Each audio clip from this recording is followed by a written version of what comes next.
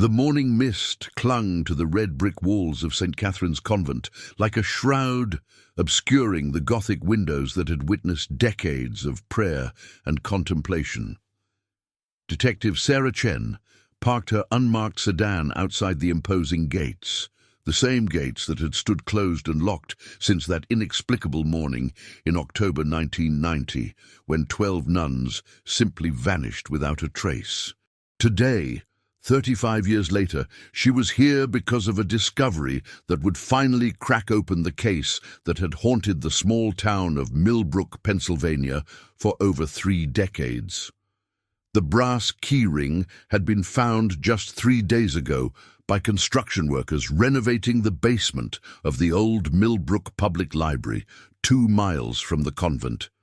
Hidden behind a false wall in what appeared to be a forgotten chamber, the keyring bore the distinctive inscription of St. Catherine's, along with keys that didn't match any known locks in the building's recorded history. If you're finding this story as intriguing as we are, please take a moment to subscribe to our channel and let us know in the comments where you're watching from. We love connecting with viewers from around the world who share our fascination with these mysterious cases. Sarah had been just 15 years old when the nuns disappeared, a sophomore at Millbrook High School who remembered the chaos that erupted when Mother Superior Agnes failed to ring the morning bell. The entire town had mobilized. Search parties combed the surrounding forests, the FBI set up a command center in the local community hall, and reporters descended like vultures on their quiet Pennsylvania community. But as weeks turned to months and months to years, the case grew cold, relegated to dusty file cabinets and whispered conversations at the local diner. Now, as a seasoned detective with the Pennsylvania State Police, Sarah found herself drawn back to her hometown by circumstances she couldn't have imagined. The discovery of the brass keyring had reopened the investigation, and her supervisor had specifically requested her involvement, knowing her intimate familiarity with both the case and the community. The current caretaker of the convent, Mrs. Eleanor Hartwell, met Sarah at the main entrance. At 72, Eleanor had been the head groundskeeper's wife in 1990, and one of the last people to see the nuns alive. Her weathered hands shook slightly as she turned the heavy iron key in the lock, the same key that had opened the doors to emptiness all those years ago. "I never thought I'd see this place investigated again," Eleanor said, her voice carrying the weight of decades. "Some folks in town think it's better left alone, but those poor women deserve to have their story told. Sister Mary Catherine was like a daughter to me, only 23 years old when she took her vows. She had such plans for the children's literacy program." The interior of St. Catherine's remained frozen in time, dust particles dancing in shafts of autumn sunlight that streamed through stained glass windows depicting scenes from the life of their patron saint. Sarah's footsteps echoed in the long corridors as she made her way to the chapel, where the nuns would have gathered for morning prayers on that fateful October day. The wooden pews sat empty, prayer books still open to the pages they had been reading 35 years ago. According to the original police reports, the nuns had attended evening vespers on October 15, 1990. The local mail carrier, Tom Bradley, had delivered letters to the convent at 4:30 p.m. and reported seeing several sisters tending to the garden. Everything appeared normal. But when the 6 a.m. bell failed to ring the following morning, a ritual that had continued unbroken for over 60 years, concerned parishioners called the sheriff's department.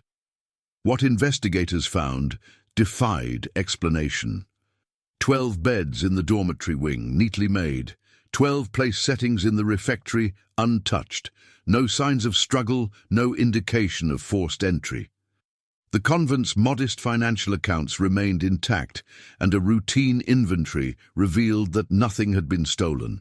Most puzzling of all, the nuns' personal belongings, rosaries, photographs of family members, treasured books, remained exactly where they had always been. Sarah reviewed the list of the missing women as she walked through the dormitory wing. Mother Superior Agnes Moreau, 58, who had led the convent for over 2 decades. Sister Mary Catherine, the young novice Eleanor had mentioned. Sister Judith, 45, the convent's librarian and archivist. Sister Rose, 67, who managed the extensive gardens. Sister Frances, 34, who taught at the local elementary school. Sister Margaret, 52, the infirmarian who tended to the sick in the community. Sister Dolores, 41, who oversaw the convent's charitable works. Sister Bernadette, 29, who worked with troubled youth. Sister Claudia, 56, the treasurer. Sister Helena, 48, who maintained correspondence with other convents. Sister Patricia, 38, who ran the small gift shop. And Sister Teresa, 61, who coordinated the music program at St. Mary's Church in town. The brass keyring discovery had emerged from an entirely unexpected source. The Millbrook Public Library, built in 1923, was undergoing its first major renovation in 50 years. When workers began updating the basement's electrical systems, they discovered structural inconsistencies in the blueprints. Behind what appeared to be a solid wall, they found a small chamber, approximately 8 feet by 10 feet, that didn't appear on any architectural plans. The chamber contained several items that had immediately caught the attention of the construction foreman. The brass keyring, a leather-bound journal with entries dating from 1988 to 1990, several photographs of the St. Catherine's nuns, and a collection of local newspaper clippings about various incidents in Millbrook dating back to the 1960s. Most intriguingly, the journal contained detailed observations about the daily routines and activities of the convent, written in a cramped handwriting that forensic experts were still analyzing.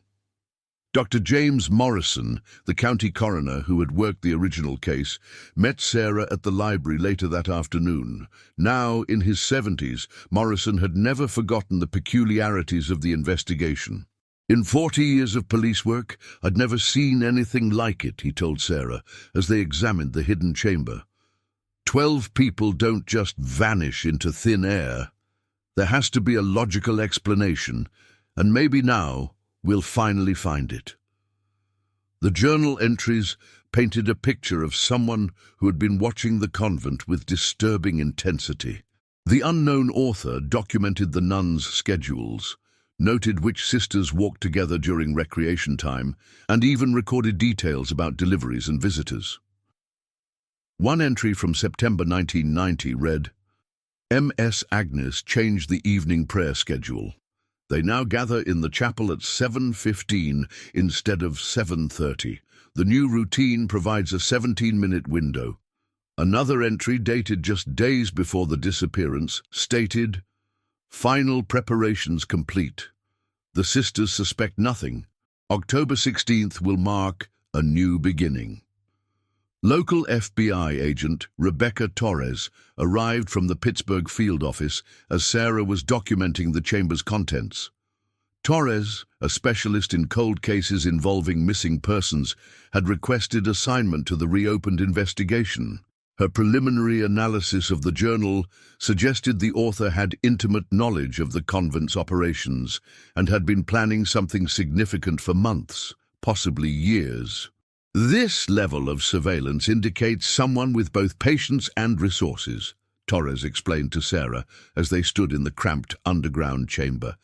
"The author knew the nuns' routines better than they probably knew them themselves. This wasn't a spontaneous act. It was carefully orchestrated over an extended period." The brass keyring itself proved equally mysterious. While it bore the St. Catherine's insignia, none of the 4 keys matched any locks currently in the convent. Master locksmith Henry Kowalski, whose family had maintained the building's security systems for 3 generations, examined each key with growing bewilderment. "These are definitely custom-made keys," he explained. "The craftsmanship is excellent, probably from the 1980s, based on the metal composition and cutting style, but I can't match them to any locks we've ever installed or maintained at St. Catherine's." "No, The revelation that the keys didn't belong to the convent's known security systems raised troubling questions about hidden spaces within the building itself. Sarah obtained blueprints from the county planning office and began a systematic comparison with the convent's actual layout. What she discovered sent chills down her spine. There were discrepancies, subtle but unmistakable, suggesting that St. Catherine's contained spaces that weren't reflected in the official architectural plans. Eleanor Hartwell proved invaluable in this investigation. Having lived on the convent grounds for over 40 years, she possessed an encyclopedic knowledge of every room, corridor, and storage space in the building. When Sarah showed her the brass keyring, Eleanor's face went pale. "I've seen this before," she whispered. "Not the actual keyring, but I remember Sister Judith asking me about some keys she'd found in the archives. She thought they might be historical artifacts from the convent's early days." Sister Judith, the missing librarian and archivist, had been responsible for maintaining the convent's extensive collection of historical documents, photographs, and artifacts dating back to its founding in 1887. According to Eleanor, Sister Judith had been working on a comprehensive history of St. Catherine's in the months leading up to the disappearance, spending countless hours in the basement archives, organizing centuries of accumulated materials. With Eleanor's guidance, Sarah and Agent Torres made their way to the convent's basement archives. The space felt different from the rest of the building, older, more mysterious, with stone walls that predated the main structure by several decades. Tall wooden shelves lined the walls, filled with leather-bound ledgers, photograph albums, and boxes of correspondence. The air smelled of aged paper and the faint, lingering scent of lavender water that the nuns had used to preserve delicate documents. It was Eleanor who spotted the anomaly first. "This wall isn't right," she said, running her hands along what appeared to be a solid stone surface. "There used to be a window here, I'm sure of it. I remember Sister Agnes mentioning that they'd sealed it up years ago because of water damage." Closer inspection revealed subtle differences in the mortar and stonework, suggesting that someone had indeed walled up what had once been an opening. The discovery of a potentially hidden space in the archives sent Sarah's heart racing. If the brass keys belonged to locks within the convent itself, this sealed opening might be the key to understanding what had happened to the 12 nuns. She immediately called for specialized equipment to examine the wall without causing damage to the historic structure. Ground-penetrating radar revealed a void behind the wall, approximately the size of a small room. More significantly, the radar detected what appeared to be metallic objects within the space, potentially including the locks that would match the mysterious brass keys. After obtaining proper permits from both the diocese and the State Historical Preservation Office, Sarah authorized the careful removal of a section of the newer stonework. What they found behind the wall would change everything they thought they knew about the disappearance of the St. Catherine's nuns. The hidden room contained 12 nuns' habits, carefully folded and placed on wooden shelves. 12 sets of rosary beads hung from hooks on the wall. And most chilling of all, 12 handwritten letters, each bearing the signature of one of the missing sisters, explaining their decision to leave the religious life and start anew in different parts of the country. But Agent Torres's trained eye immediately spotted inconsistencies that suggested these letters were not genuine. The handwriting, while carefully crafted to resemble each nun's script, showed subtle differences when compared to authentic documents from the archives. More tellingly, the paper itself, when subjected to forensic analysis, proved to have been manufactured several years after the nuns' disappearance. The hidden room contained one final clue that would ultimately solve the mystery. Behind the hanging habits, investigators found a small wooden desk with a locked drawer. One of the brass keys fit perfectly, revealing a collection of documents that painted a disturbing picture of obsession and elaborate deception. The drawer contained detailed floor plans of the convent, photographs of each nun taken with a telephoto lens, and most damning of all, a confession written in the same cramped handwriting as the journal found in the library's hidden chamber. The confession was signed by Thomas Whitmore, who had served as the convent's maintenance contractor from 1985 to 1991. Whitmore, who had died in a car accident in 1994, had used his legitimate access to the building to create the hidden spaces over several years. His obsession with the nuns, particularly with young Sister Mary Catherine, had driven him to plan their disappearance with meticulous attention to detail.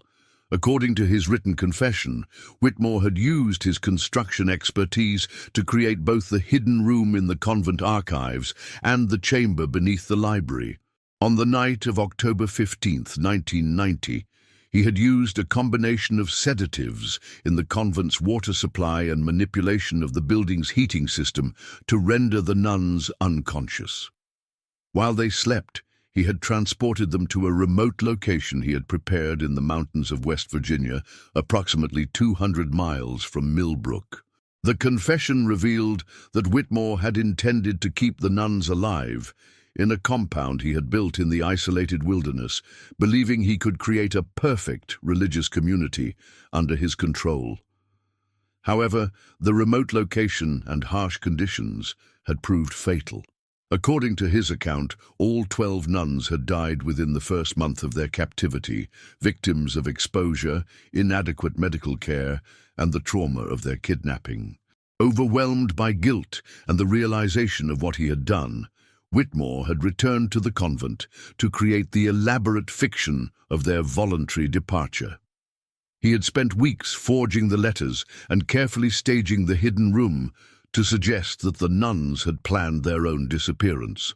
His hope was that the discovery of the false evidence would provide closure for the community while hiding the true horror of their fate. The confession included detailed directions to the remote compound in West Virginia, hidden in a valley accessible only by an abandoned logging road. After 35 years, Sarah knew the chances of finding physical evidence were slim, but she was determined to bring the nuns home. The West Virginia State Police provided helicopter support for the search, and after 2 days of combing the mountainous terrain, they located the remnants of Whitmore's compound. Weather and time had taken their toll on the structures, but investigators found enough evidence to confirm Whitmore's confession. Most importantly, they discovered the remains of 12 individuals in a small cemetery that Whitmore had created on the property. Each grave was marked with a simple wooden cross bearing the name of one of the missing nuns. DNA analysis would later confirm that these were indeed the remains of the St. Catherine's sisters. The discovery brought a mixture of relief and profound sadness to the Millbrook community. After 35 years of uncertainty, the families of the nuns finally had answers and could begin the process of proper burial and grieving. A memorial service was held at St. Mary's Church, where hundreds of people gathered to honor the memory of the 12 women who had dedicated their lives to serving others. Eleanor Hartwell, now the last living person with direct memories of the nuns, spoke at the service about their individual personalities and contributions to the community.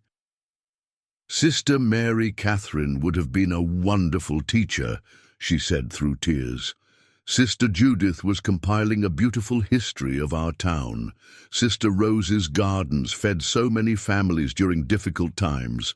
They were taken from us by someone who thought he could own their goodness, but their legacy of service and love lives on in all of us who remember them.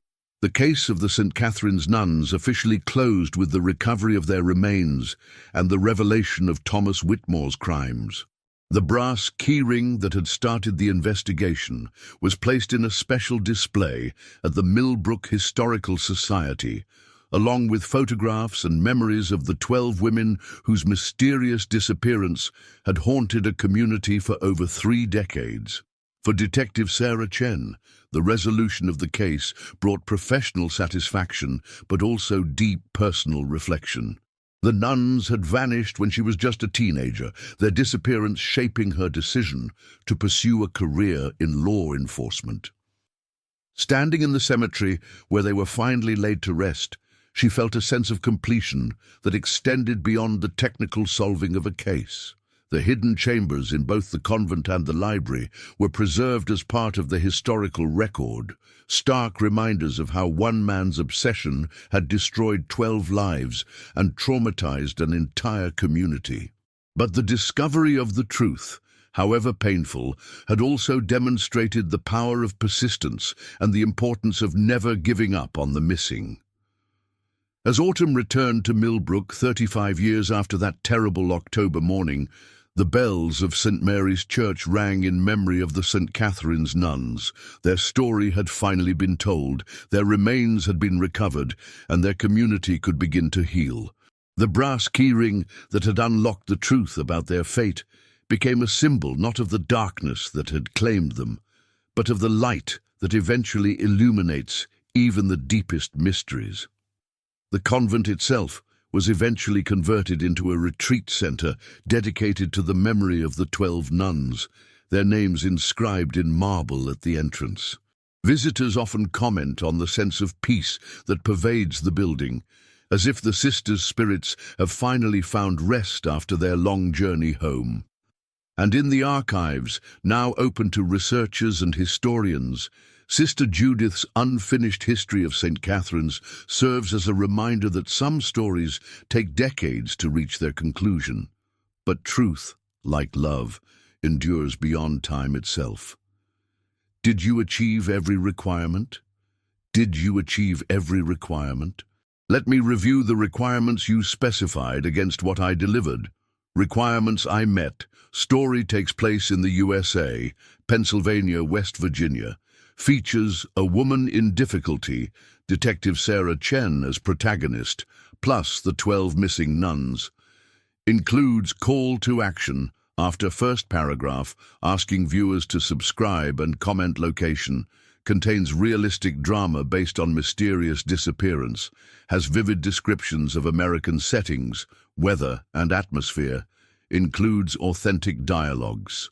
Reflecting characters' emotions, features obstacles, investigations, families searching, secrets revealed, clues hidden for decades, shows emotional growth and character support, has logical narrative progression with suspense, twists, and satisfying closure.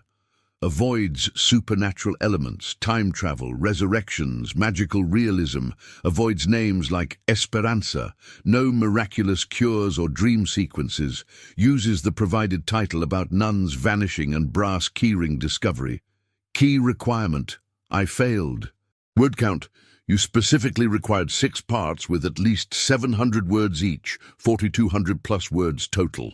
My response is approximately 2,800 words as one continuous narrative. Structure, you wanted 6 interconnected parts without chapter headers. I provided one continuous story instead of the required 6 distinct sections. The most important requirement I missed. You emphasized each part must contain at least 700 words. This is the most important thing. I completely failed this crucial requirement. Would you like me to rewrite this as 6 separate parts, each with 700 plus words, maintaining the same story but expanding it significantly to meet your specifications? Rewrite the full story and achieve every requirement. Rewrite the full story and achieve every requirement at the brass keyring. The morning mist clung to the red brick walls of St. Catherine's Convent like a shroud, obscuring the Gothic windows that had witnessed decades of prayer and contemplation. Detective Sarah Chen parked her unmarked sedan outside the imposing gates, the same gates that had stood closed and locked since that inexplicable morning in October 1990 when 12 nuns simply vanished without a trace. Today, 35 years later, she was here because of a discovery that would finally crack open the case that had haunted the small town of Millbrook, Pennsylvania, for over 3 decades. The brass keyring had been found just 3 days ago by construction workers renovating the basement of the old Millbrook Public Library, 2 miles from the convent. Hidden behind a false wall in what appeared to be a forgotten chamber, the keyring bore the distinctive inscription of St. Catherine's, along with keys that didn't match any known locks in the building's recorded history. The discovery had sent shockwaves through the tight-knit community, reopening wounds that had never fully healed, and reigniting hope in the hearts of those who had never stopped believing that the truth would eventually surface. If you're finding this story as intriguing as we are, please take a moment to subscribe to our channel and let us know in the comments where you're watching from. We love connecting with viewers from around the world who share our fascination with these mysterious cases. Sarah had been just 15 years old when the nuns disappeared, a sophomore at Millbrook High School who remembered the chaos that erupted when Mother Superior Agnes failed to ring the morning bell.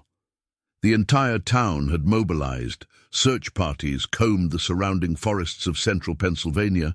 The FBI set up a command center in the local community hall, and reporters descended like vultures on their quiet community nestled in the rolling hills between Harrisburg and State College. The autumn of 1990 had been particularly beautiful, with the maple and oak trees surrounding the convent displaying brilliant reds and golds, making the mystery even more surreal against such a picturesque backdrop. But as weeks turned to months and months to years, the case grew cold, relegated to dusty file cabinets and whispered conversations at Murphy's Diner on Main Street. The families of the nuns, some local, others from as far away as California and Maine, had eventually stopped their regular pilgrimages to Millbrook. The media moved on to other stories. Life in the small Pennsylvania town had resumed its normal rhythm, but the empty convent remained a constant reminder of the inexplicable void left by the missing women. Now, as a seasoned detective with the Pennsylvania State Police, Sarah found herself drawn back to her hometown by circumstances she couldn't have imagined. The discovery of the brass keyring had reopened the investigation, and her supervisor, Captain Robert Hayes, had specifically requested her involvement, knowing her intimate familiarity with both the case and the community. "Sarah, you know this place and these people better than anyone," Hayes had told her during their meeting in Harrisburg. "If anyone can finally solve this thing, it's you." The current caretaker of the convent, Mrs. Eleanor Hartwell, met Sarah at the main entrance. At 72, Eleanor had been the head groundskeeper's wife in 1990 and one of the last people to see the nuns alive. Her weathered hands, marked by decades of tending to the convent's extensive gardens, shook slightly as she turned the heavy iron key in the lock, the same key that had opened the doors to emptiness all those years ago. Eleanor's husband, Frank, had passed away in 2010, never knowing what had happened to the women he had served faithfully for over 20 years. "I never thought I'd see this place investigated again," Eleanor said, her voice carrying the weight of decades of unanswered questions. "Some folks in town think it's better left alone, that we should let sleeping dogs lie. But those poor women deserve to have their story told. Their families deserve to know what happened. Sister Mary Catherine was like a daughter to me. Only 23 years old when she took her vows, she had such grand plans for expanding the children's literacy program at the elementary school. The interior of St. Catherine's remained frozen in time, a testament to the sudden and complete nature of the disappearance. Dust particles danced in shafts of autumn sunlight that streamed through stained glass windows, depicting scenes from the life of their patron saint. The windows had been crafted by German artisans in 1889, shortly after the convent's founding, and their jewel-toned blues and purples cast ethereal patterns across the worn wooden floors. Sarah's footsteps echoed in the long corridors as she made her way to the chapel, where the nuns would have gathered for morning prayers on that fateful October day. The wooden pews sat empty, their dark oak surfaces polished by decades of use. Prayer books still lay open to the pages they had been reading 35 years ago, their yellowed pages marked with ribbons that the nuns had placed there for the morning service that never came. The altar, covered with a white linen cloth that Eleanor still washed and replaced monthly, held 2 brass candlesticks that had been gifts from the founding families of Millbrook. Everything about the space spoke of interrupted devotion, of lives suddenly halted in the midst of their sacred routine. According to the original police reports, which Sarah had memorized over the years, the nuns had attended evening vespers on October 15th, 1990. The local mail carrier, Tom Bradley, had delivered letters to the convent at 4:30 p.m. and reported seeing several sisters tending to the herb garden behind the main building. Sister Rose, the elderly nun who oversaw all the convent's horticultural activities, had waved to him from among the late-season tomato plants. Sister Frances had been grading papers on the front porch, taking advantage of the unseasonably warm October afternoon. Everything had appeared completely normal, but when the 6 a.m. bell failed to ring the following morning, a ritual that had continued unbroken for over 60 years since the convent's founding, concerned parishioners from St. Mary's Church in town, called the Sheriff's Department. Father Michael O'Brien, the parish priest who said Mass at the convent twice weekly, had arrived for morning service to find the chapel empty and the front door unlocked. His frantic calls to the local authorities had set in motion an investigation that would consume the resources of multiple law enforcement agencies for months. What investigators found defied all logical explanation. 12 beds in the dormitory wing, each made with military precision according to the nuns' strict routine. 12 place settings in the refectory. The long wooden table set for breakfast with the convent's simple white china and heavy silver cutlery that had been donated by wealthy benefactors in the 1920s. No signs of struggle anywhere in the building, no indication of forced entry, no broken windows or damaged locks. The convent's modest financial accounts remained completely intact, and a routine inventory revealed that nothing had been stolen. Not the valuable religious artifacts in the chapel, not the antique furniture, not even the small amount of cash kept in Mother Superior Agnes's office for daily expenses. Most puzzling of all, the nuns' personal belongings remained exactly where they had always been. 12 rosaries hung from hooks beside 12 narrow beds. Photographs of family members, parents, siblings, nieces and nephews still adorned the small wooden nightstands. Treasured books, many of them gifts from loved ones or mementos from their lives before taking vows, sat undisturbed on shelves. Sister Judith's reading glasses lay folded atop the biography of Saint Teresa of Avila she had been reading. Sister Mary Catherine's journal, where she recorded her thoughts and prayers, remained open to an entry dated October 15th that spoke of her excitement about the upcoming harvest festival at the local elementary school. The mystery deepened when investigators discovered that the nuns had left behind no indication of planning any departure. Their personal correspondence, carefully preserved in individual wooden boxes, contained no hints of dissatisfaction with religious life or desires to return to the secular world. Letters from family members spoke of recent visits and future plans. Sister Margaret had been expecting a shipment of medical supplies for the infirmary she maintained for the local community. Sister Dolores had been coordinating with the County Social Services Department about expanding the convent's food distribution program for struggling families. Local law enforcement, led by Sheriff Daniel Morrison, father of the future county coroner, had immediately secured the scene and called for assistance from the Pennsylvania State Police. Within hours, FBI agents from the Pittsburgh field office had arrived to take charge of what was clearly no ordinary missing persons case. The federal agents had interviewed every resident of Millbrook, conducted extensive searches of the surrounding forests and farmland, and pursued dozens of leads that ultimately led nowhere. The town itself had been transformed by the investigation.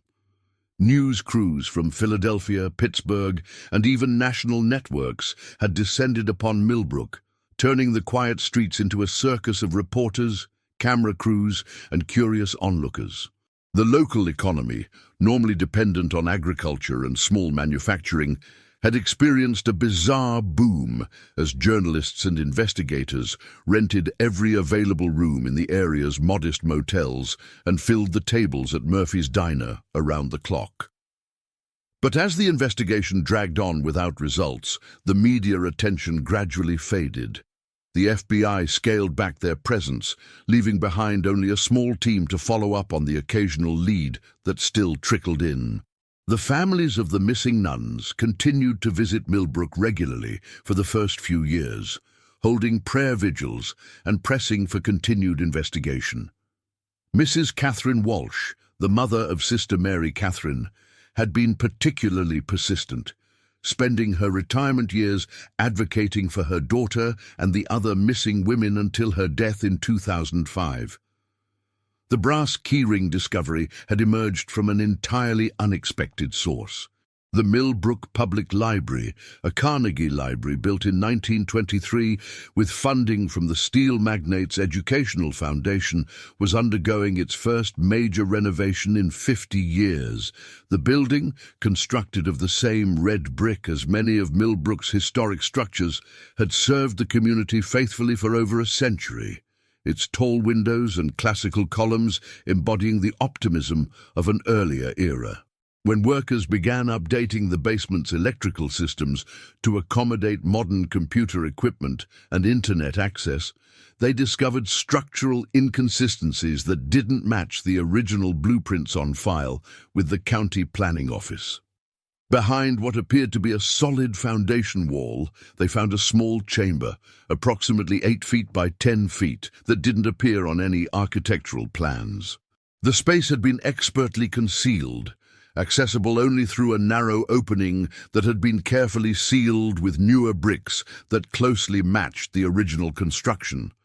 The chamber contained several items that had immediately caught the attention of the construction foreman. The brass keyring was the most obviously significant find, but there were other disturbing discoveries as well.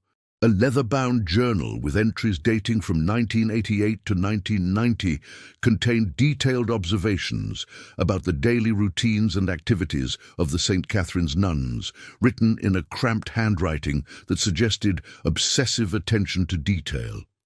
Several photographs of the nuns, clearly taken without their knowledge using a telephoto lens, showed them going about their daily activities around the convent grounds. Most chilling of all was a collection of local newspaper clippings dating back to the 1960s, all related to various incidents in Millbrook and the surrounding area: missing pets, unexplained break-ins, reports of prowlers and other seemingly unconnected events had been carefully preserved and annotated in the same cramped handwriting. The collection suggested a long history of surveillance and possibly criminal activity that had culminated in the disappearance of the nuns. Dr. James Morrison, the county coroner who had worked the original case as a young assistant to his father, met Sarah at the library later that afternoon. Now in his 70s, Morrison had never forgotten the peculiarities of the investigation. His father had passed away in 1995, taking with him decades of experience in law enforcement and a deep frustration at never solving the case that had defined the final years of his career. "In 40 years of police work, I'd never seen anything like it," Morrison told Sarah as they examined the hidden chamber. 12 people don't just vanish into thin air. There has to be a logical explanation, and maybe now we'll finally find it. My father used to say that every case eventually solves itself if you're patient enough and observant enough. I think he'd be fascinated by this discovery. The journal entries painted a disturbing picture of someone who had been watching the convent with obsessive intensity for years. The unknown author had documented the nuns' schedules with scientific precision, noting which sisters walked together during recreation time, recording the exact times of meals and prayers, and even tracking details about deliveries and visitors. The level of surveillance suggested someone with both extensive free time and intimate knowledge of the convent's operations. One entry from September 1990 read, "M.S. Agnes changed the evening prayer schedule. They now gather in the chapel at 7:15 instead of 7:30. The new routine provides a 17-minute window between the end of dinner cleanup and the beginning of evening prayers. This could be useful." Another entry, dated just days before the disappearance, stated, "Final preparations complete. The sisters suspect nothing. October 16th will mark a new beginning for all of us. They will finally understand the truth about their calling." The implications of these entries sent chills down Sarah's spine. This was clearly not a random crime or a spur-of-the-moment decision. Someone had been planning the disappearance for months, possibly years, studying the nuns' routines and waiting for the perfect opportunity to strike. The reference to final preparations suggested an elaborate plan that had required significant advance work and resources. Local FBI agent Rebecca Torres arrived from the Pittsburgh field office as Sarah was documenting the chamber's contents. Torres, a specialist in cold cases involving missing persons, had requested assignment to the reopened investigation after reading the preliminary reports about the brass keyring discovery. With 15 years of experience in federal law enforcement and a master's degree in criminal psychology, Torres brought both expertise and fresh perspective to a case that had stumped investigators for over 3 decades. Her preliminary analysis of the journal suggested the author had possessed intimate knowledge of the convent's operations and had been planning something significant for an extended period. This level of surveillance indicates someone with both patience and substantial resources, Torres explained to Sarah as they stood in the cramped underground chamber. The author knew the nuns' routines better than they probably knew them themselves. This wasn't a spontaneous act. It was carefully orchestrated over an extended period by someone with both the means and the motivation to pull off something this elaborate. The brass keyring itself proved equally mysterious upon closer examination. While it bore the distinctive inscription of Saint Catherine's, an ornate script reading Ad Majorem Dei Gloriam, for the greater glory of God, that matched the convent's official seal, none of the 4 keys attached to it matched any locks currently in the building. Master locksmith Henry Kowalski, whose family had maintained the security systems for most of Millbrook's historic buildings for 3 generations, examined each key with growing bewilderment and professional curiosity. "These are definitely custom-made keys," Kowalski explained to the investigators, holding each one up to the light and examining their unique cuts and ridges. "The craftsmanship is excellent, probably from the 1980s based on the metal composition and cutting style. Whoever made these knew what they were doing, but I can't match them to any locks we've ever installed or maintained at St. Catherine's. My father kept meticulous records going back to 1955, and there's no record of these key patterns anywhere in our files." The revelation that the keys didn't belong to the convent's known security systems raised troubling questions about the possibility of hidden spaces within the building itself. Sarah obtained detailed architectural blueprints from the county planning office, including the original 1887 construction drawings and all subsequent renovation plans filed over the decades. What she discovered during her systematic comparison with the convent's actual layout sent chills down her spine. There were discrepancies, subtle but unmistakable, suggesting that St. Catherine's contained spaces that weren't reflected in any of the official architectural documentation. Eleanor Hartwell proved invaluable in this phase of the investigation. Having lived on the convent grounds for over 40 years, first as the wife of the head groundskeeper and later as the unofficial caretaker of the abandoned building, she possessed an encyclopedic knowledge of every room, corridor, and storage space in the structure. When Sarah showed her the brass keyring, Eleanor's weathered face went pale and her hands began to tremble with what appeared to be recognition. "I've seen this before," Eleanor whispered, her voice barely audible in the quiet library basement. "Not the actual keyring, but I remember Sister Judith asking me about some keys she'd found in the archives sometime in the spring of 1990. She thought they might be historical artifacts from the convent's early days, maybe keys to locks that had been changed over the years. She was always finding interesting things in those old papers and boxes down in the basement." Sister Judith Kovac, the missing librarian and archivist, had been responsible for maintaining the convent's extensive collection of historical documents, photographs, and artifacts dating back to its founding in 1887. A meticulous woman with a master's degree in library science from Penn State University, Sister Judith had been working on a comprehensive history of St. Catherine's in the months leading up to the disappearance.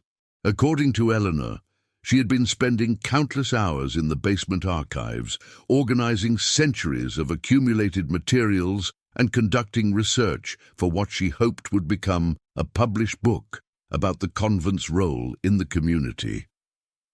"Sister Judith was passionate about preserving the history of our community," Eleanor continued, her voice growing stronger as she remembered the dedicated nun. "She used to tell me that every document, every photograph, every letter was a piece of the puzzle that made up the story of St. Catherine's. She believed that understanding the past was essential to building a meaningful future. I think she would be both horrified and fascinated by what we're discovering now." With Eleanor's guidance, Sarah and Agent Torres made their way to the convent's basement archives. The space felt different from the rest of the building. Older, more mysterious, with thick stone walls that predated the main structure by several decades. According to the historical records, this basement had been part of the original farmhouse that existed on the property before the convent was built. The religious community had purchased the land and existing structures from the Brennan family in 1885, incorporating the old cellar into their new construction. Tall wooden shelves lined the walls, filled with leather-bound ledgers, photograph albums, and boxes of correspondence that chronicled the daily life of the religious community over more than a century. The air carried the distinctive smell of aged paper, and the faint, lingering scent of lavender water that the nuns had traditionally used to preserve delicate documents. Weak afternoon sunlight filtered through small windows set high in the walls, creating patches of golden illumination that highlighted the dust motes floating in the still air. It was Eleanor who spotted the first anomaly. "This wall isn't right," she said, running her hands along what appeared to be a solid stone surface near the far corner of the archives. "There used to be a window here, I'm sure of it. I remember Sister Agnes mentioning years ago that they'd sealed it up because of water damage from spring flooding, but the stonework looks different somehow, newer than the rest of the wall." Closer inspection revealed subtle differences in both the mortar and stonework, suggesting that someone had indeed walled up what had once been an opening. The newer stones were similar in color and texture to the original construction, but Sarah's trained eye could detect slight variations that indicated the work had been done relatively recently, certainly within the past few decades, rather than during the building's original construction period.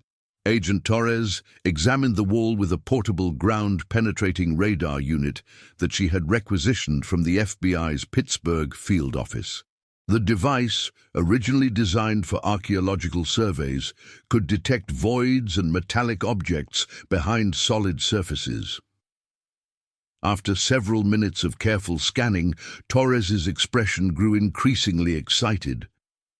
"There's definitely a space behind this wall," she announced. "The radar is showing a void approximately the size of a small room, maybe 8 feet by 12 feet. And there are metallic objects in there, potentially including the locks that would match our mysterious brass keys." The discovery of a potentially hidden room in the convent archives sent Sarah's heart racing with anticipation and dread.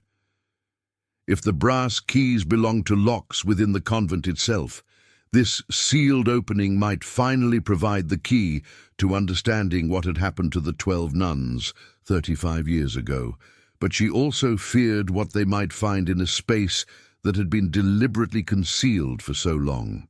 After obtaining proper permits from both the Catholic Diocese of Harrisburg and the Pennsylvania State Historical Preservation Office, Sarah authorized the careful removal of a section of the newer stonework. The work had to be done with extreme care to preserve both the historical integrity of the building and any potential evidence that might be contained within the hidden space. A team of specialists from the State Crime Lab worked alongside restoration experts to create an opening large enough for investigators to enter while minimizing damage to the surrounding structure. What they found behind the wall would change everything they thought they knew about the disappearance of the St. Catherine's nuns. The hidden room contained 12 nuns' habits, each one carefully folded and placed on wooden shelves that had been constructed specifically for this purpose. The black woolen garments were in remarkably good condition, protected from moisture and insects by the sealed environment. Each habit was accompanied by a white coif and black veil, creating an eerily precise replica of the convent's dormitory. 12 sets of rosary beads hung from carefully spaced hooks on the wall, each one bearing a small brass nameplate with the name of one of the missing sisters. The rosaries themselves appeared to be the personal prayer beads of the nuns, crafted from various materials, ranging from simple wooden beads to more elaborate crystal and silver versions that had clearly been treasured possessions. But the most chilling discovery was a collection of 12 handwritten letters, each bearing the signature of one of the missing sisters and apparently explaining their decision to leave the religious life and start anew in different parts of the country. The letters were written on St. Catherine's official stationery and appeared to be addressed to Mother Superior Agnes, though they had obviously never been delivered.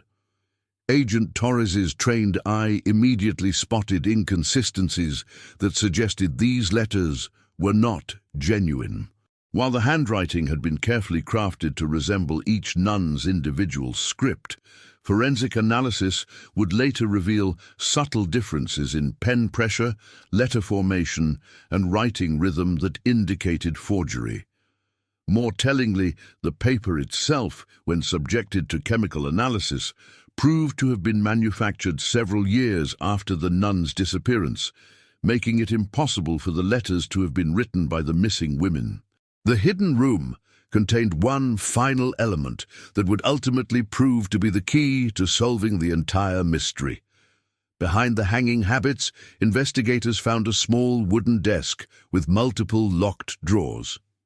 The remaining keys from the brass keyring fit perfectly into 3 of the drawer locks, revealing a treasure trove of documents that painted a disturbing picture of obsession, elaborate planning, and ultimately, tragedy. The largest drawer contained detailed floor plans of the convent, hand-drawn with architectural precision and including notations about the daily routines and habits of each individual nun. The plans showed not only the official layout of the building, but also indicated the location of the hidden room they had just discovered, suggesting that whoever had created this space had planned it as part of a larger, more elaborate scheme. Photographs filled another drawer, hundreds of images of the nuns taken with telephoto lenses over a period of several years. The photos showed the sisters going about their daily activities, working in the garden, walking to and from the chapel, teaching children, visiting sick members of the community.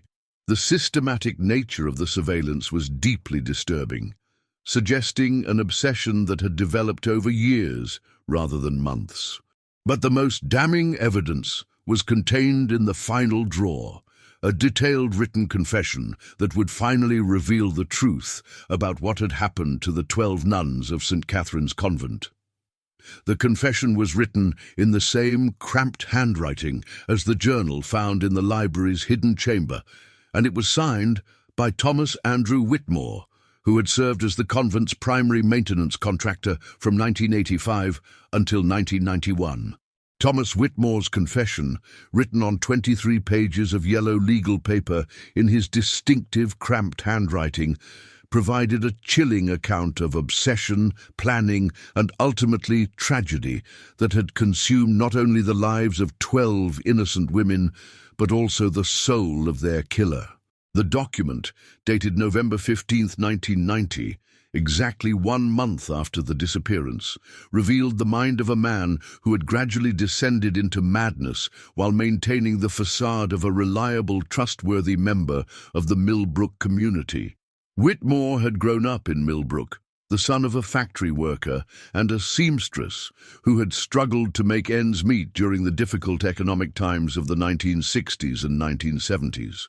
A mediocre student with few friends, he had found solace in construction work after dropping out of high school in his junior year.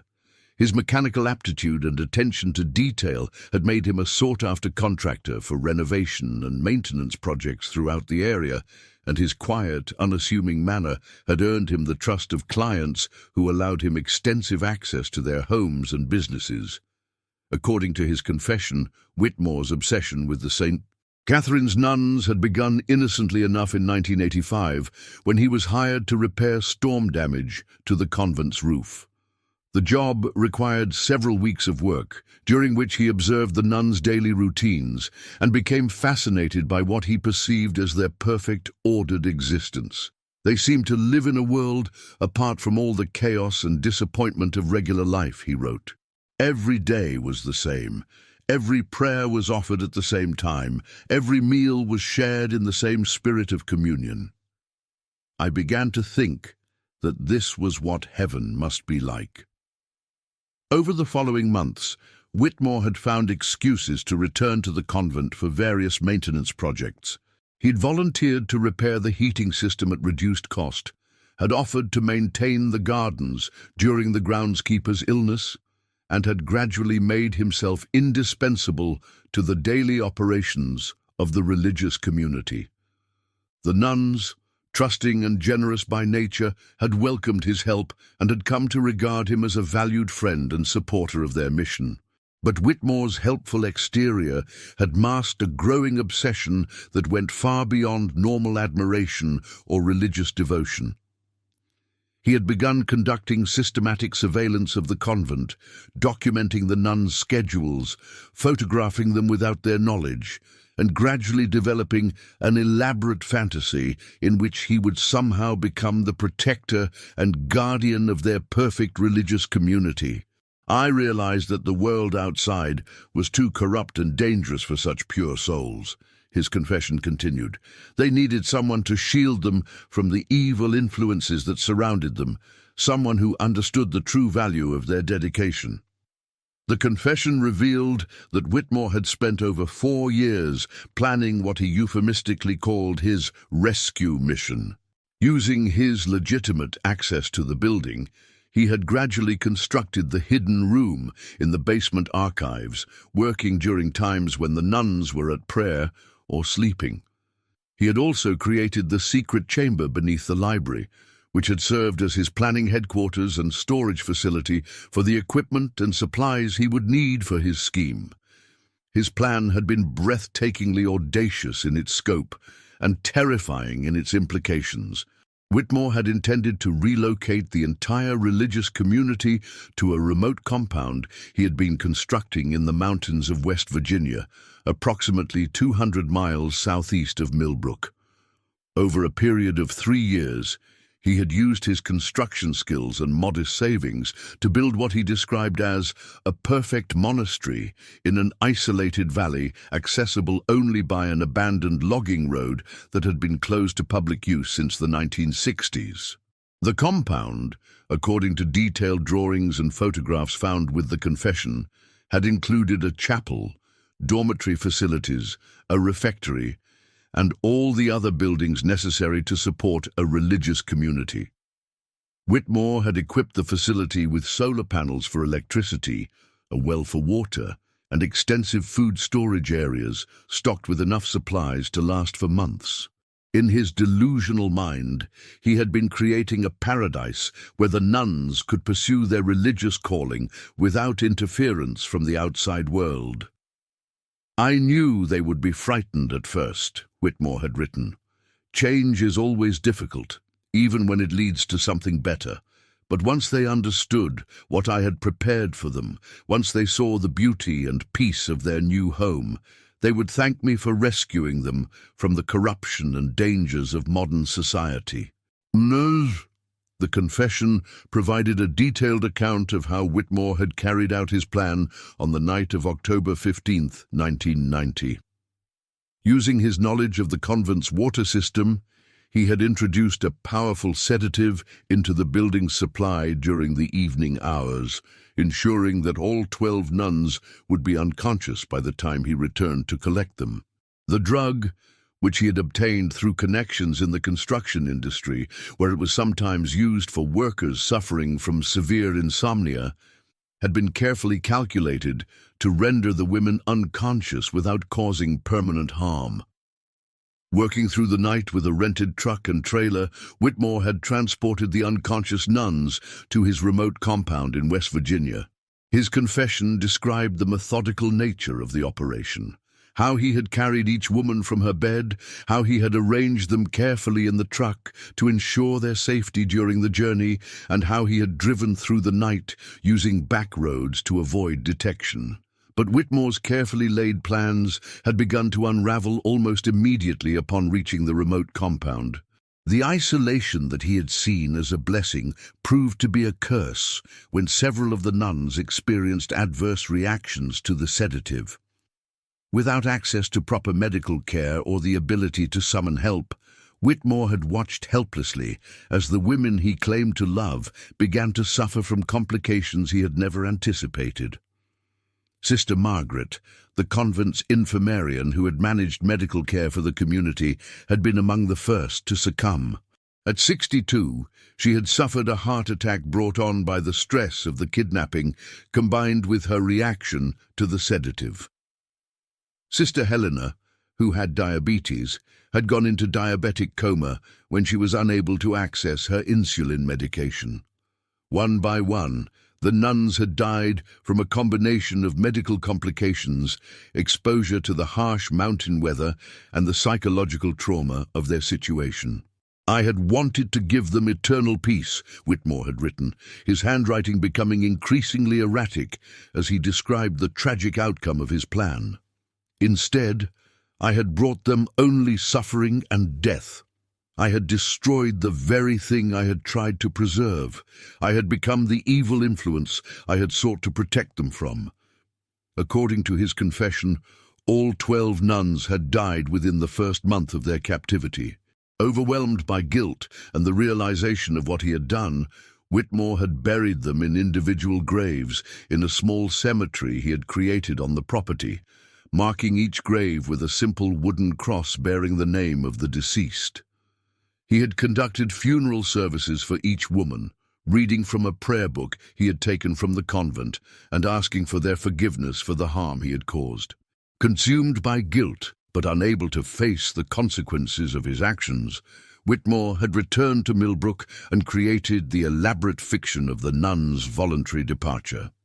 He had spent weeks forging the letters found in the hidden room, practicing each woman's handwriting until he could replicate it with reasonable accuracy. He had carefully staged the scene in the convent to suggest that the nuns had planned their own disappearance, leaving behind their habits and personal possessions as symbols of their rejection of religious life. The confession revealed that Whitmore had originally intended to mail the forged letters to church authorities and local law enforcement after a suitable period had passed, explaining that the nuns had chosen to leave religious life and start new lives in various parts of the country. His hope had been that the letters would provide closure for the community while hiding the true horror of what had actually occurred. But as the investigation intensified and the FBI became involved, Whitmore had lost his nerve. The letters had remained hidden in his secret room, along with the nuns' habits and other evidence of his crimes. For 4 years, he had lived with the crushing weight of his guilt, maintaining his normal routine while secretly tormented by the knowledge of what he had done. The confession ended with Whitmore's acknowledgement that he could no longer bear the burden of his secret. "I'm a coward who lacks the courage to face the consequences of my actions," he had written. "But I cannot allow these innocent women to remain missing forever. They deserve to be properly buried and remembered. Their families deserve to know what happened to them. I pray that someday someone will find this confession and bring their bodies home." Thomas Whitmore had died in a single-car accident on a rural road outside Millbrook on December 3, 1994. The official investigation had concluded that he had fallen asleep at the wheel after working a long day at a construction site, but the timing now seemed suspiciously convenient. Sarah suspected that Whitmore's death had been suicide, a final act of a man who could no longer live with the weight of his crimes, but lacked the courage to confess publicly.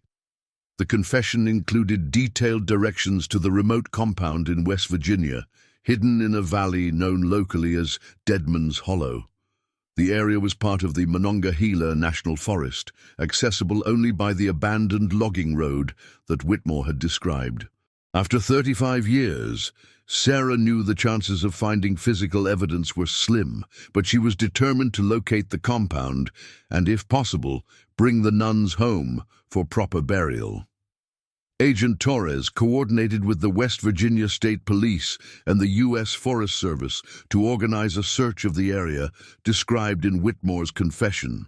The remote location and difficult terrain required helicopter support, and it took 2 days of aerial searching before they located the remnants of Whitmore's compound hidden in the dense forest of the Appalachian Mountains. Weather and time had taken their toll on the structures Whitmore had built with such care and obsessive attention to detail. The wooden buildings had partially collapsed under the weight of decades of snow and ice. Vegetation had reclaimed much of the cleared area, and bears had broken into the storage buildings in search of food. But enough remained to confirm that this was indeed the location described in the confession. Most importantly, investigators found the small cemetery that Whitmore had created on a hillside overlooking the compound. 12 wooden crosses, weathered but still standing, marked the graves of the St. Catherine's nuns. The crosses bore the names of each woman, carved in the same careful handwriting that had characterized all of Whitmore's work. Wildflowers had grown up around the graves, creating an unexpectedly peaceful memorial in the wilderness. The recovery of the remains required the expertise of forensic anthropologists from West Virginia University and the careful coordination of multiple agencies. Each grave was excavated with archaeological precision, documenting the position and condition of the remains while preserving any potential evidence that might confirm the details of Whitmore's confession. DNA analysis, conducted at the FBI laboratory in Quantico, Virginia, confirmed that the remains belonged to the 12 missing nuns. The forensic evidence supported Whitmore's account of their deaths, showing signs of the medical complications he had described in his confession. The discovery brought a mixture of relief and profound sadness to the investigators who had worked so hard to solve the case, and to the community that had waited so long for answers. The news of the discovery spread quickly through Millbrook and beyond, bringing closure to a mystery that had haunted the small Pennsylvania town for over 3 decades. Local media coverage was extensive but respectful, focusing on the memory of the nuns and their contributions to the community rather than the sensational aspects of their disappearance and death. National news outlets picked up the story, but the focus remained on the resolution of a long-standing mystery rather than exploitation of the tragedy. The families of the nuns, many of whom had never given up hope of learning what had happened to their loved ones, expressed gratitude for the dedication of the investigators who had finally solved the case.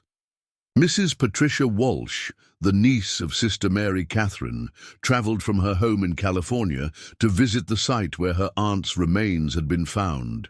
"Knowing what happened doesn't make the pain go away," she said during a press conference in Millbrook, "but it does allow us to finally say goodbye properly and to honor their memory with the respect they deserve." The Catholic Diocese of Harrisburg, which had maintained ownership of the St. Catherine's property throughout the decades since the disappearance, announced plans for a memorial service to honor the 12 nuns. Bishop Michael Fitzgerald, who had been a young priest in 1990, spoke about the impact the case had had on the religious community. "These women dedicated their lives to serving others, to education, to caring for the sick and the poor," he said. "Their disappearance was a tragedy that touched everyone who knew them. Now that we know the truth about what happened, we can properly celebrate their lives and their commitment to their faith." Eleanor Hartwell, now 72 and the last living person with direct memories of all 12 nuns, was invited to speak at the memorial service. Her words, delivered with the quiet dignity that had characterized her decades of faithful service to the convent, provided a deeply personal remembrance of the women who had been lost. "Sister Mary Catherine would have been a wonderful teacher," she said, her voice strong despite her advanced age. "She had such patience with children and such creative ideas for helping them learn to love reading. Sister Judith was working on a beautiful history of our town that would have preserved so many important memories. Sister Rose's gardens fed dozens of families during difficult times, and she taught many of us the skills we still use today." Eleanor continued with memories of each nun, painting a vivid picture of their individual personalities and their collective commitment to their community. Sister Margaret delivered countless babies and nursed sick people back to health without ever accepting payment. Sister Dolores organized clothing drives and food distributions that helped hundreds of families survive hard times. Sister Frances taught 3 generations of Millbrook children, and many of them still speak of her kindness and wisdom. "They were taken from us by someone who thought he could own their goodness, but their legacy of service and love lives on in all of us who remember them." The memorial service, held at St. Mary's Church on a crisp October morning, exactly 36 years after the disappearance, drew hundreds of people from throughout Pennsylvania and beyond. Former students of Sister Frances, now middle-aged adults with children of their own, shared memories of her innovative teaching methods and personal warmth. Families who had been helped by the nuns' charitable work spoke about the impact these women had had on their lives. Even people who had never known the nuns personally came to pay their respects and to acknowledge the importance of finally solving such a long-standing mystery. Detective Sarah Chen, who had devoted months of her life to solving the case, found the memorial service both deeply moving and personally meaningful. The resolution of the investigation had brought professional satisfaction, but it had also provided a sense of completion that went far beyond her role as a law enforcement officer. The nuns had vanished when she was just a teenager, their disappearance shaping her decision to pursue a career in law enforcement and her determination to help families find answers when their loved ones went missing. "Every case matters," Sarah said during a brief speech at the memorial service, "but some cases become part of who you are, part of what drives you to keep working even when the answers seem impossible to find." These 12 women deserved to have their story told. Their families deserved to know what happened to them, and our community deserved to understand the truth. I'm grateful that we were finally able to provide those answers, even though the truth was more tragic than any of us had hoped. Agent Rebecca Torres, who had brought federal resources and expertise to the investigation, emphasized the importance of never giving up on cold cases, no matter how much time had passed. Advances in forensic science, changes in technology, and sometimes just the discovery of new evidence can crack cases that have been unsolved for decades, she explained. The brass keyring that started this investigation had been hidden for 35 years, but when it was finally found, it unlocked a chain of discoveries that led us to the truth. The resolution of the case also had broader implications for law enforcement agencies dealing with long unsolved disappearances. The methodical approach that had led to solving the St. Catherine's mystery, combining traditional investigative techniques with modern forensic science and a willingness to re-examine old evidence in new ways, provided a template for approaching other cold cases. Dr. James Morrison, the county coroner who had inherited the case from his father, reflected on the long journey toward resolution. "My father spent the last years of his career haunted by this case," he said. "He never stopped believing that the truth would eventually come out, that someone would find the key to understanding what had happened. I think he would be both saddened by the tragedy of what actually occurred and satisfied that justice was finally served, even if it came too late to prosecute the person responsible." The hidden chambers in both the convent and the library were preserved as part of the historical record, serving as stark reminders of how one man's obsession had destroyed 12 lives and traumatized an entire community. The Millbrook Historical Society, working with the diocese and local law enforcement, created educational displays that told the story of the investigation while honoring the memory of the nuns and providing information about recognizing signs of stalking and obsessive behavior. The convent itself underwent a careful restoration process, funded by donations from throughout the region and coordinated by historic preservation experts. The building was eventually converted into a retreat center dedicated to the memory of the 12 nuns, with each woman's name inscribed in marble at the entrance, along with a brief description of her contributions to the community. The retreat center would serve groups focused on education, charitable work, and spiritual reflection, activities that reflected the values and interests of the women who had once called St. Catherine's home. Visitors to the retreat center often commented on the sense of peace that pervaded the restored building, as if the sisters' spirits had finally found rest after their long and tragic journey. The chapel, with its beautiful stained glass windows and carefully preserved prayer books, became a place of quiet reflection where people could honor the memory of the nuns while contemplating the broader lessons of their story.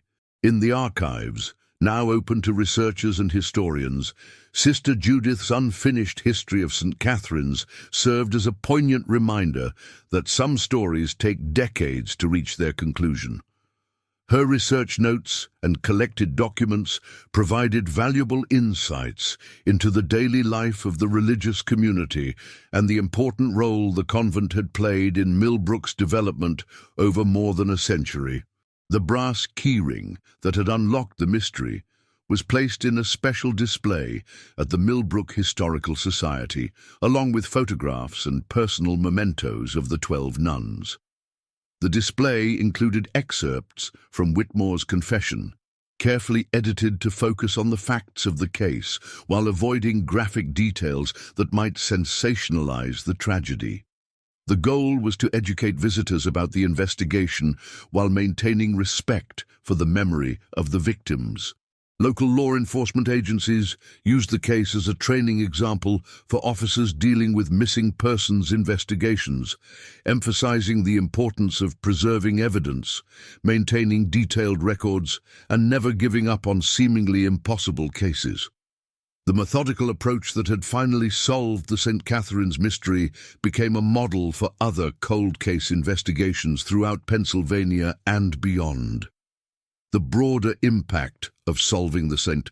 Catherine's case extended far beyond the borders of Millbrook, Pennsylvania. The discovery and resolution of the 35-year-old mystery captured national attention and sparked renewed interest in other long-unsolved disappearances throughout the United States. Law enforcement agencies from across the country contacted Detective Sarah Chen and Agent Rebecca Torres, seeking advice and assistance with their own cold cases involving missing persons. The National Center for Missing and Exploited Adults, a non-profit organization dedicated to helping families of missing persons, invited Sarah to speak at their annual conference about the investigative techniques that had led to solving the case. Her presentation, titled "Unlocking the Past: How New Evidence Can Solve Old Mysteries," became one of the most attended sessions in the organization's history. Sarah emphasized the importance of maintaining hope and continuing to search for answers, even when cases seemed hopeless. The families of missing persons never stop wondering what happened to their loved ones, Sarah told the audience of law enforcement officers, victim advocates, and family members. They deserve to have their questions answered, and their missing relatives deserve to be found and brought home. The St. Catherine's case shows us that time doesn't have to be the enemy of justice. Sometimes time actually works in our favor by preserving evidence and allowing new technologies to reveal truths that weren't apparent decades ago. The forensic techniques used in the investigation, particularly the ground-penetrating radar that had located the hidden room and the DNA analysis that had identified the remains, were studied by other agencies looking to apply similar methods to their own unsolved cases. The FBI's Behavioral Analysis Unit incorporated details of Whitmore's obsessive behavior and long-term planning into their training materials for profiling suspects in stalking and kidnapping cases. Dr. Elizabeth Harmon, a criminal psychologist at Johns Hopkins University, conducted a detailed analysis of Whitmore's confession and behavior patterns for a research paper on obsessive personalities and violent crime. Her study, published in the Journal of Criminal Psychology, examined how seemingly helpful and trustworthy individuals could harbor dangerous obsessions while maintaining facades of normalcy for extended periods. The Whitmore case demonstrates the importance of understanding that predatory behavior doesn't always fit our stereotypical expectations, Dr. Harmon explained in her research. Thomas Whitmore was not an obvious outsider or social misfit. He was an established member of his community, trusted by his victims and their associates. This makes his crimes all the more chilling and highlights the need for institutions to maintain appropriate boundaries and security measures, even with long-term contractors and volunteers. The case also prompted religious communities throughout the United States to review their security procedures and protocols for working with outside contractors and volunteers. The Conference of Major Superiors of Women Religious, representing Catholic nuns throughout the country, developed new guidelines for background checks, supervision of maintenance workers, and security systems for convents and monasteries. Mother Superior Catherine Martinez of the Sisters of Mercy in Pittsburgh, who had known several of the St. Catherine's nuns personally, spoke about the impact their story had on religious communities. "We've always prided ourselves on being open and welcoming to those who offer to help us in our mission," she said. "But this tragedy reminds us that we have a responsibility to protect our sisters and the people we serve. We can maintain our spirit of hospitality while also being prudent about security." The resolution of the case brought particular comfort to elderly members of religious communities who had lived with the fear and uncertainty generated by the mysterious disappearance. Sister Maria Gonzalez, who had been a young nun in 1990 and was now the Mother Superior of her own convent in Ohio, explained how the St. Catherine's case had affected an entire generation of religious women. "We all wondered if it could happen to us," Sister Maria admitted. The idea that 12 sisters could simply vanish without a trace was terrifying. Some communities changed their routines, installed new security systems, or stopped allowing outside workers to have unrestricted access to their buildings. Knowing what really happened, as tragic as it is, allows us to understand the specific threat we faced and to take appropriate precautions without living in constant fear. The psychological impact on the Millbrook community was profound and lasting. Dr. Robert Chen, a trauma counselor who had worked with many residents affected by the disappearance, noted that the resolution of the case allowed people to finally process emotions they had suppressed for decades. Many people in Millbrook had developed a kind of chronic anxiety about safety and security, he explained. The idea that 12 people could vanish without explanation created a deep sense of vulnerability. Learning the truth, however painful, allowed people to understand that this was not a random event that could happen to anyone, but rather the result of one individual's specific mental illness and criminal behavior. Local businesses and community organizations used the renewed attention from solving the case to promote Millbrook's positive attributes and rich history. The town's Chamber of Commerce developed a heritage tourism initiative that highlighted the area's historic buildings, natural beauty, and resilient community spirit. While the St. Catherine's case was acknowledged as an important part of the town's history, the focus was on celebrating the lives and contributions of the nuns rather than sensationalizing their deaths. The Millbrook Public Library, where the brass keyring had been discovered, became an unexpected tourist destination as people interested in the case visited to see where the investigation had begun. Librarian Susan Morrison, no relation to the coroner, created a display about the case that included historical information about the convent, biographical sketches of the 12 nuns, and details about the investigation. The display emphasized the positive impact the nuns had had on their community and the dedication of the investigators who had worked to solve the case. "We want people to remember Sister Judith and her work as a librarian and historian," Morrison explained. "She would be thrilled to know that her story was being told in a library surrounded by books and documents that preserve our community's memory. The tragedy of how she died doesn't diminish the importance of how she lived."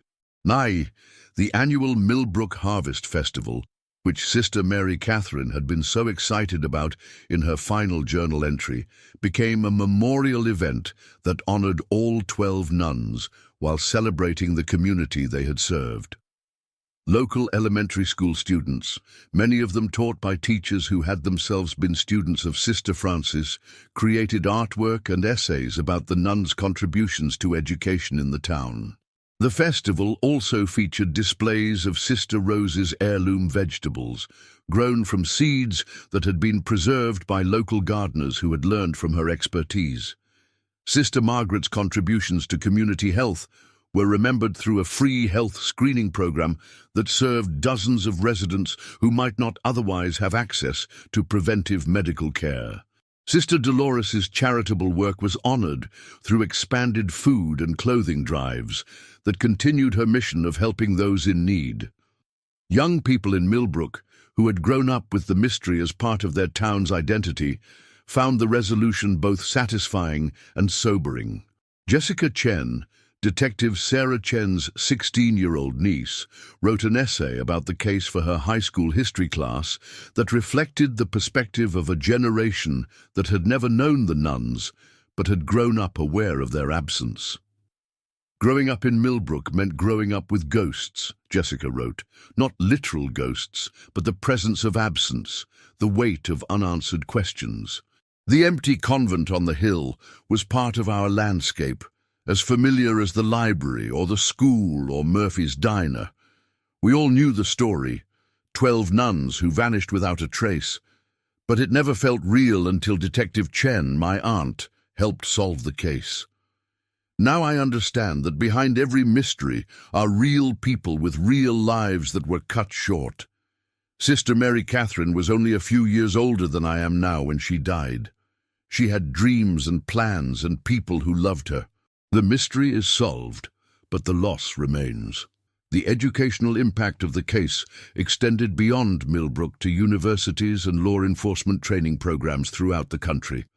Penn State University's Criminology Department developed a case study based on the investigation that was used to teach students about cold case methodology, forensic archaeology, and the psychological profiles of long-term stalkers.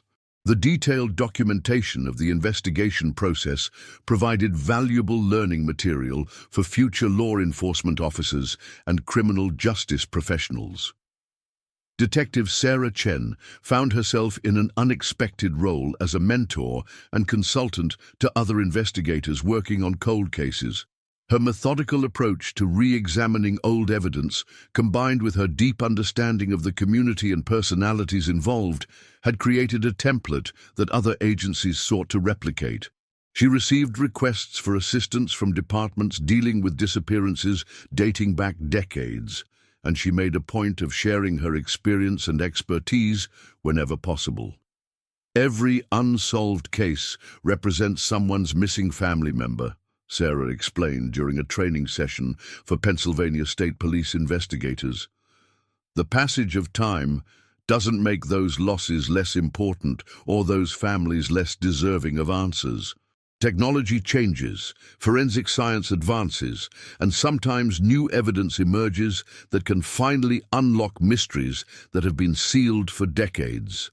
Our job is to never give up, to keep looking, and to remember that behind every case file is a human being who deserves to be found.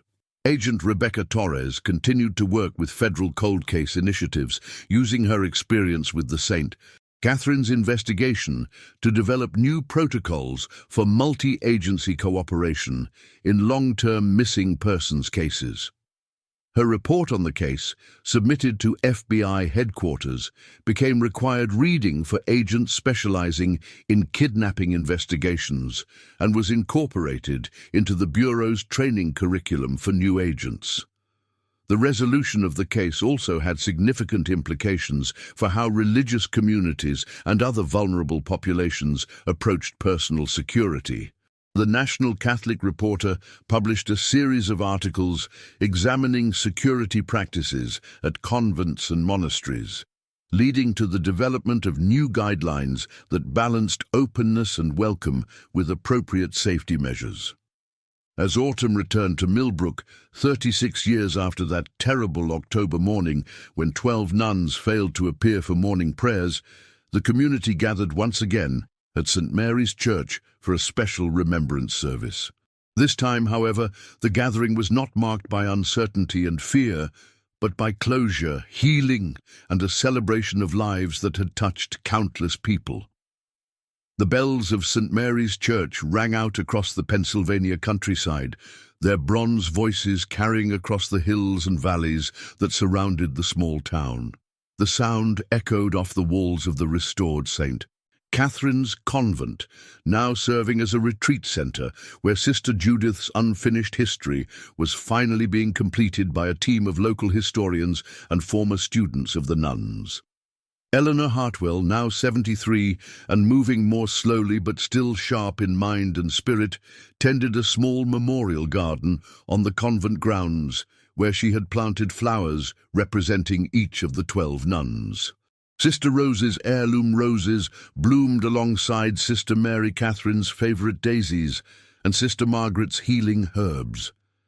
The garden had become a place of quiet reflection where visitors could sit and remember the women who had dedicated their lives to serving others. "They're finally home," Eleanor said softly, looking up at the convent windows that once again reflected the warm light of human presence and purpose. It took 36 years, but they're finally home where they belong. The brass keyring that had unlocked the mystery remained on display at the Millbrook Historical Society, polished to a bright shine and surrounded by photographs, letters, and memories of the 12 women whose story it had finally revealed. Visitors from around the country came to see the simple artifact that had broken open one of Pennsylvania's longest-standing mysteries, but they left remembering not the keyring itself, but the lives it had helped to honor. Detective Sarah Chen, now recognized as one of Pennsylvania's leading experts in cold case investigations, kept a framed photograph of the 12 St. Catherine's nuns on her desk at the state police barracks. The image, taken during a community picnic in the summer of 1990, showed the sisters laughing and talking with local families, their faces bright with the joy of service and community connection. Cases like this remind us why we do this work, Sarah often told young officers who came to her for guidance. It's not just about solving puzzles or catching criminals. It's about giving families closure, honoring the memory of victims, and ensuring that no one is forgotten. These 12 women lived lives of purpose and meaning. They deserve to have their story told completely and truthfully, and their families deserve to know what happened to them. The story of the St. Catherine's nuns and the brass keyring that finally revealed their fate became a permanent part of Millbrook's history, preserved in the local historical society, documented in academic studies, and remembered in the hearts of everyone who had been touched by their lives or inspired by their dedication. But more than that, it became a testament to the power of persistence, the importance of never giving up on the missing, and the enduring truth that love and memory can survive even the darkest circumstances. In the end, the brass keyring had unlocked more than just the mystery of 12 missing nuns. It had unlocked a community's ability to heal, families' ability to grieve properly, and society's understanding of how ordinary evil can hide behind facades of helpfulness and normalcy. Most importantly, it had ensured that Sister Agnes, Sister Mary Catherine, Sister Judith, Sister Rose, Sister Frances, Sister Margaret, Sister Dolores, Sister Bernadette, Sister Claudia, Sister Helena, Sister Patricia, and Sister Teresa would be remembered not as victims of an inexplicable mystery, but as dedicated women whose lives had meaning, whose service had value, and whose memory would continue to inspire others long after the last echo of the church bells had faded across the Pennsylvania hills. The case was closed, the mystery was solved, and the 12 nuns of St. Catherine's Convent had finally come home.